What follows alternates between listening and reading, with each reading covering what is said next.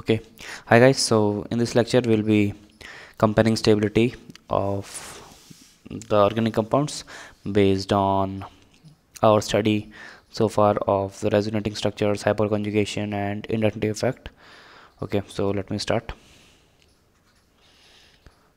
Compare stability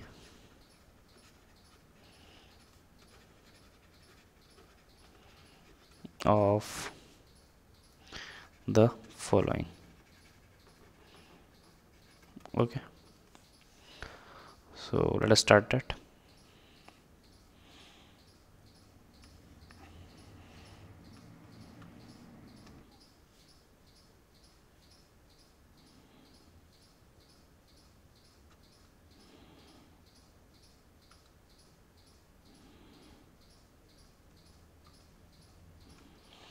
So our first example is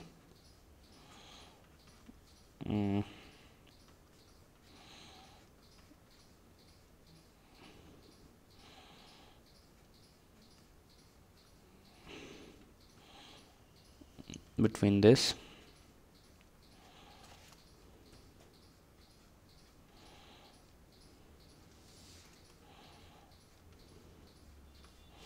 and between this. So let us calculate if any of the compounds is exhibiting resonating structures. So yes, this can actually take part in double bond conjugation. Not this one and not this one. So obviously one would be more stable than the rest two, and for the rest two the order would be, as you can see, if these two candidates cannot take part in resonating structures, so we'll be calculating if they can take part in hyperconjugation. So for hyperconjugation, this alkene will have 2 1 3 plus 2 plus 3, total 8 alpha hydrogens, and for this we have total 2 plus 2 4 alpha hydrogens. So obviously 2 would be more stable than 3.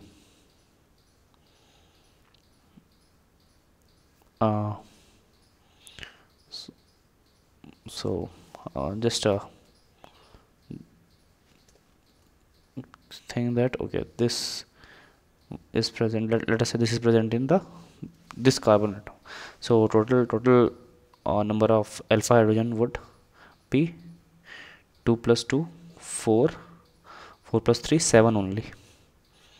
So this is 7 alpha hydrogen only. Okay, so this will be the order. And for this compound,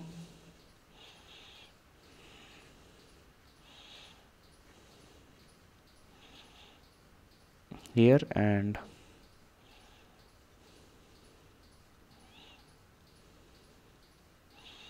as you can see clearly that, okay, this double bond is in conjugation with double bonds in the adjacent benzene or phenyl ring. So obviously one would be more stable than 2. And let's say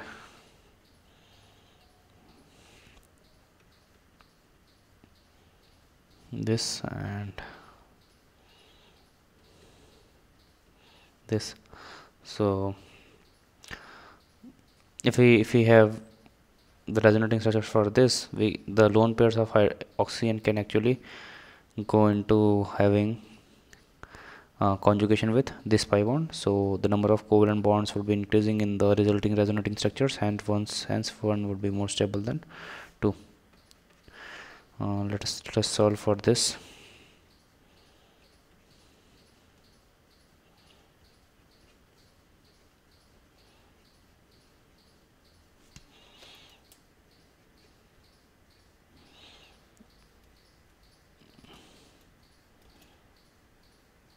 We have a double bond here.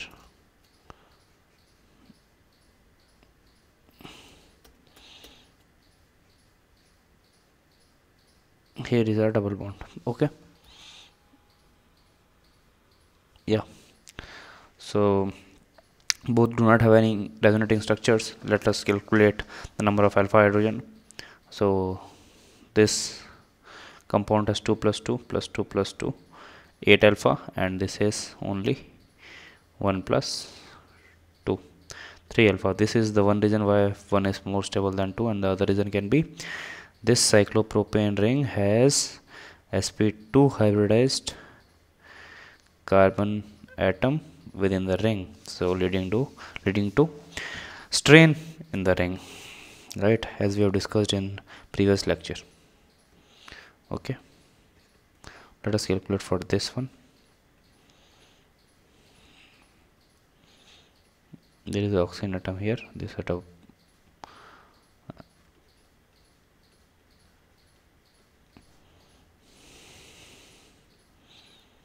So let's calculate resonating structure for this.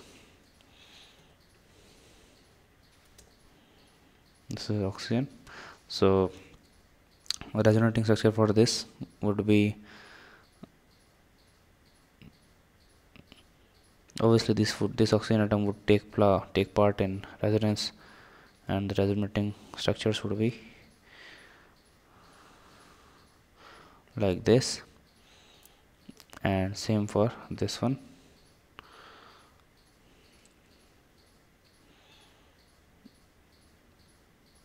Like this, right? So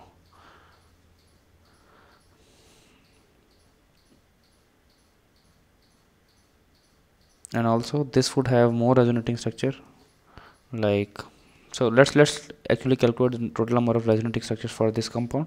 So total number of resonating structure for this compound can be calculated from this thing, that one structure can be this only. So we have double bond here and plus here, and another can be lone pair donation on this carbon atom. So we have positive charge on oxygen, we have double bond between these two, carbon and oxygen atom, and we can actually have this kind of thing only here.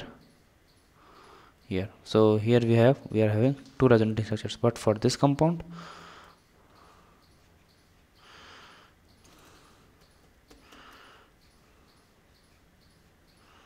we have only one resonating structure,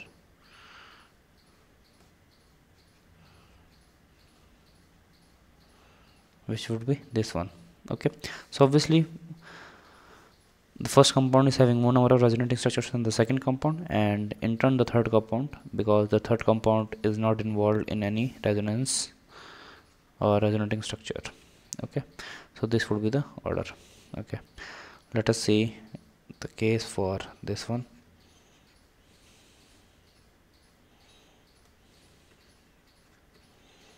This this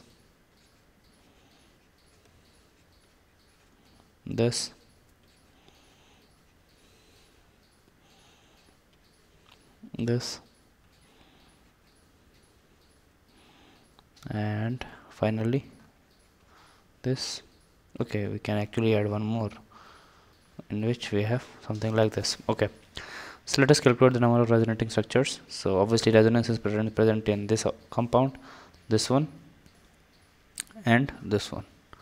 Okay, in this one it's not present, only the benzene, the natural resonance is there, but not because of the positive charge and double bond conjugation. So obviously in these two compounds, what would be the order of what would be the number of resonating structures? Obviously the number of resonating structures would be, in the first compound it would be greater than the second compound. Now only things left are is for these compounds. Okay, so resonance effect is done for the concentration for these compounds, as these compounds do not involve in having resonating structures. So we'll be delving into hyperconjugation for all these compounds. So for hyperconjugation, let us calculate the total number of alpha hydrogen. This carbon has 3, 5, 7 alpha hydrogen. This compound has 2 plus 1, 3 alpha hydrogen. This compound has 1 alpha hydrogen, and this has 0 alpha hydrogen. So the order would be for these compounds 3, 4, 5, and for the phenyl ring with a positive charge it would be at the last. So just remember one thing, that positive charge on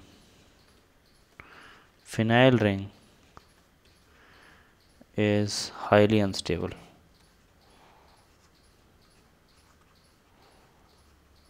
You cannot afford such a high sp2 hybridized all the carbon atoms with sharing pi bonds among all the three to have a positive charge on itself. Okay, so now just have a look at seventh example.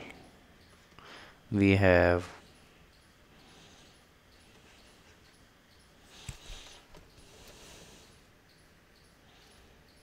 oxygen atom here,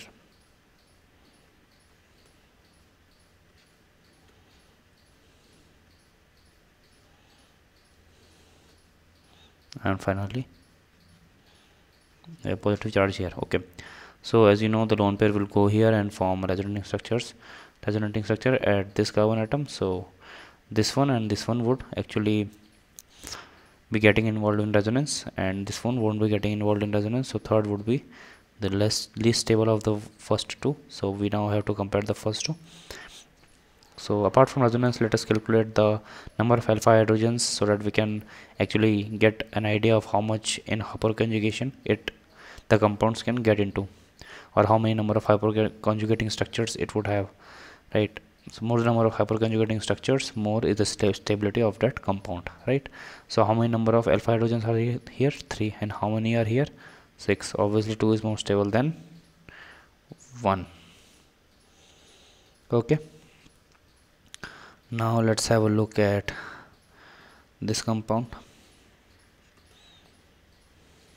We have a phenyl ring, attached to it is a CH2 plus group and CH3. Similarly, we have a phenyl ring where we have CH2 plus group attached here and a CD3 group here.